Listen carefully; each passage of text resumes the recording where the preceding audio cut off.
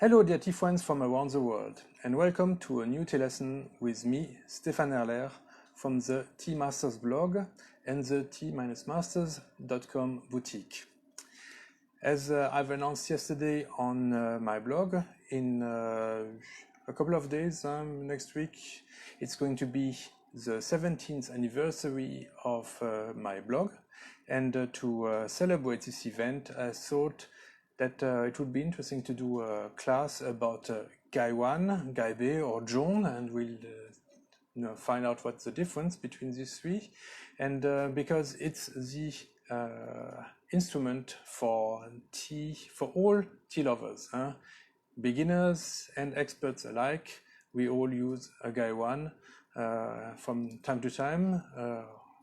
And this is really the vessel for absolute beginners, and also to keep us always really focused on the quality of tea and not be distracted by the impact of clay that really can have a large impact on tea and make it better or worse if you don't choose your teapot well. But a Gaiwan is really a great instrument. It's cheap, it's neutral, and but it's not so easy to use.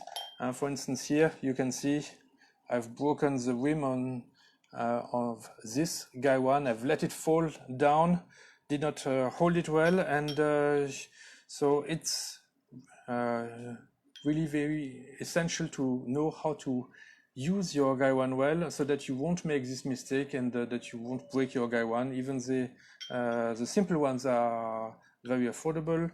The painted ones are more rare and therefore should be used with more care. So okay, we'll take this one away and forget about these little mistakes. They happen to me, and then I can teach so that they won't happen to you. So first, let's analyze the name Gaiwan, Gaibei, Zhong. Where does it come from? So it's already, for the first two words, Gaiwan and Gaibei, it's a mix, two words together, two characters together, Gai and Bei, or Gai and Wan. Bei means a cup, Wan is more a bowl, and Gai is to cover, actually. So it's the lid. So it's either a cup or a bowl that has a lid on it. Zhong is actually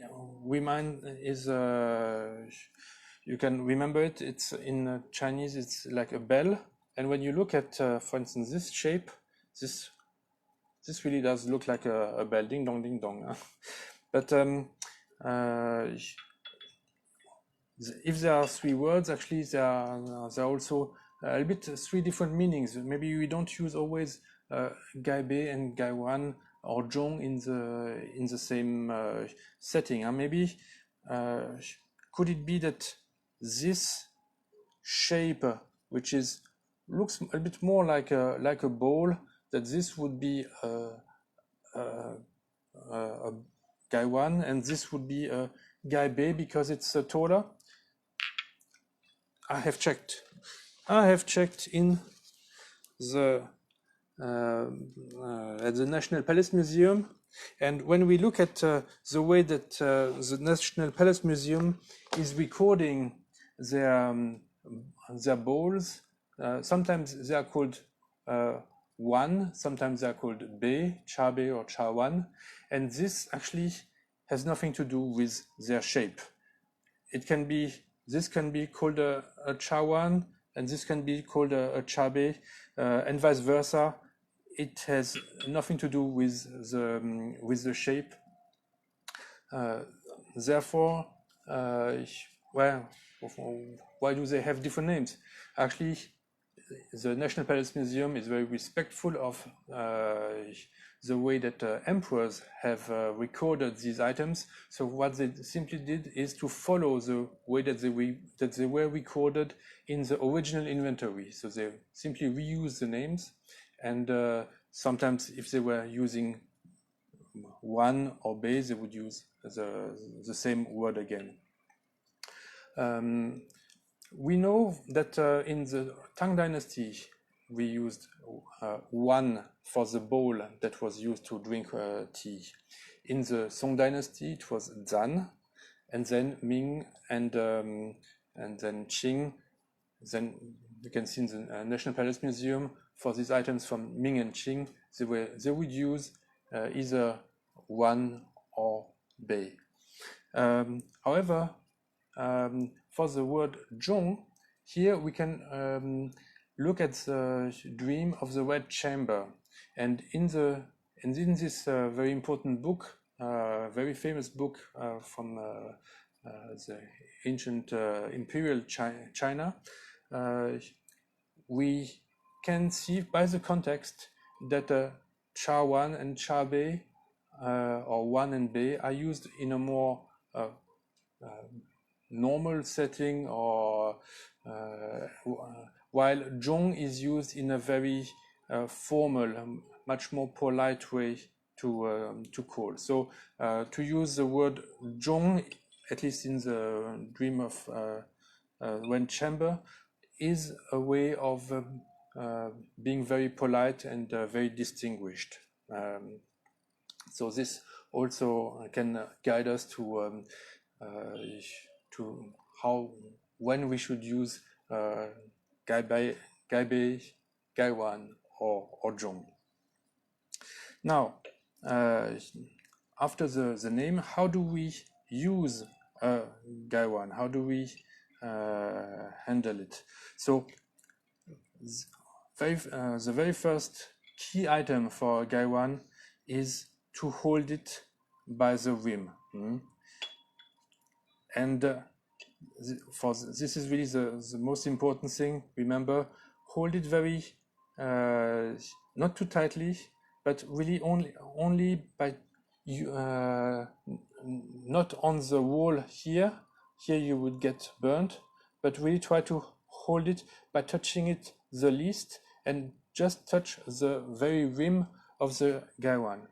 And when you know that this is the way to hold a Gaiwan, then you'll understand that it is very important that that the mouth of the Gaiwan should be flared, and that it should be open wide. If it's too straight, then you will definitely burn your fingers. But if the mouth is flared, it's very easy to touch only the rim without touching the walls, which will be very hot. But the rim actually won't be so hot. These are the two Gaiwan, the two ivory colored Gaiwan that I have in my selection. So they are a bit similar in size. It's just a matter of shape for the main body. Here it's a little bit taller, and this one is a little bit larger. Now, when we use a Gaiwan as a brewing vessel, we always have to preheat it.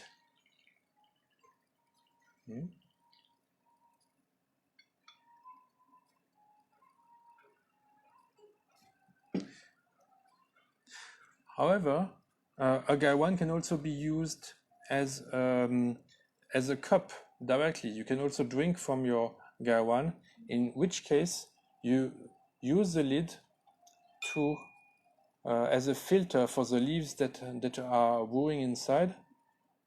So you keep it on and just open it a little bit so that water will flow out, and then you can drink like this. But in most cases, actually, we use a Gaiwan as a brewing vessel. So we first preheat the Gaiwan.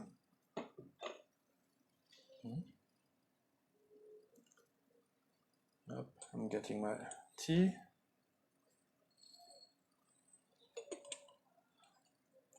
Some high mountain oolong from Darjeeling. bringing the water to a boil, like I've explained last week.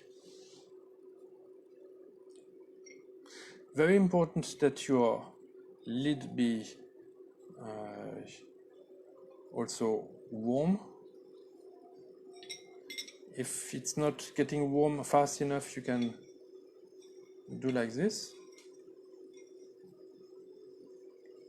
And then empty your water in the cups.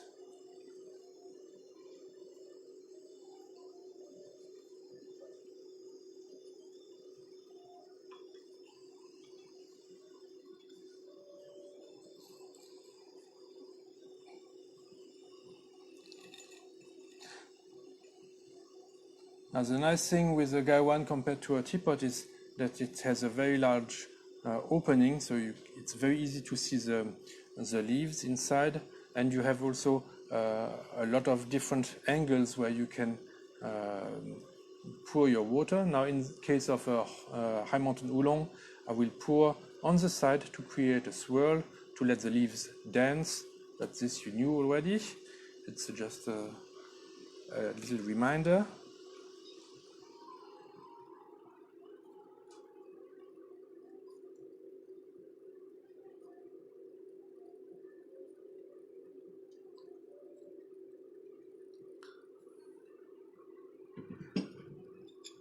Now, I've stopped. How high should you pour your water? Now, you don't want to pour it exactly to the very top, otherwise you will get burnt because it will be too hot on the top. However, you want to put it high enough that when you place your lid on the water will be on top of the lid and not below. Because if it's below, you don't know what's going on inside the Gaiwan. If there's water now a little bit on top of my lid, first it will create a seal. So this also helps to create, to keep the heat inside the Gaiwan better. And then second, you can see the color of your brew changing, getting darker and darker. As the leaves expand and release their flavors. And after a while, when the leaves have soaked a lot of water, the level of the water will decrease. And actually, this is when the tea is ready.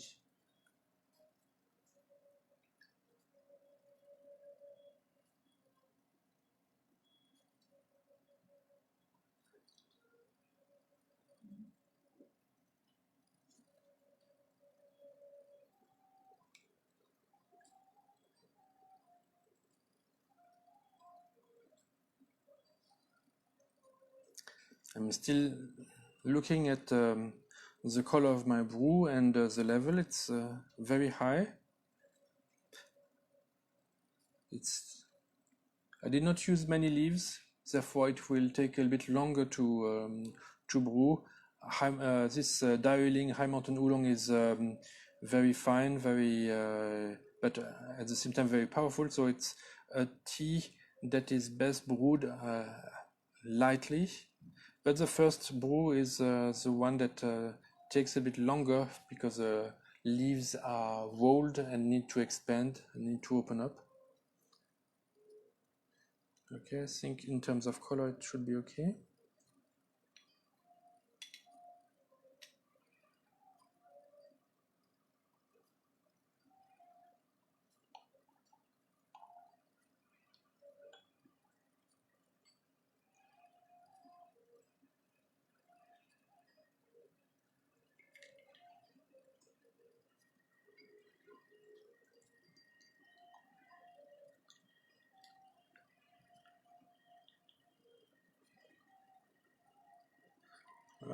Beautiful color. And you see, I'm not getting my fingers burned because I'm really holding the Gaiwan only by the rim. I've created a little space by putting the lid on the side, and I'm letting the tea flow from between my two fingers. Not too close, don't do it too close to one finger, otherwise you get burnt, or like this, but really in between, and then you won't get burnt. Et voilà.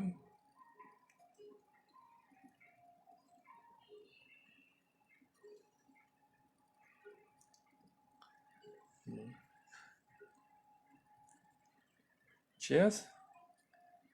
So, if you're not sure, if you are really an absolute beginner and it's the very first time that you use a Gaiwan, I recommend that you start with maybe cold water, fill it, and then learn to put your lid a little bit to the side, because if it's really straight on the Gaiwan, with the seal, actually it won't, no water will come out until you push too hard, and then all of a sudden everything will come out. This will create a mess, and you're likely to get burnt. So it's really best, you have to open it so that there is a little bit an opening here and an opening here, there also, for air to come in, and then learn to really let the water flow from here between the two fingers where you hold it. And once you know how to do it with the cold water, you can move to hot water, and learn to do with hot water only. And once you have mastered this, then you can finally start with tea that has been that has brewed inside. And I hope you'll manage it, and with the skill to pour in the cups, to make the least water splashes on your chawu or on your tea tray, and this will hopla. Hopla, sorry for this. It has. There was no earthquake. Simply my stand did not hold. We'll probably cut this later on. Well, it's a funny thing that happened. So I forgot what I was saying. Thank you very much.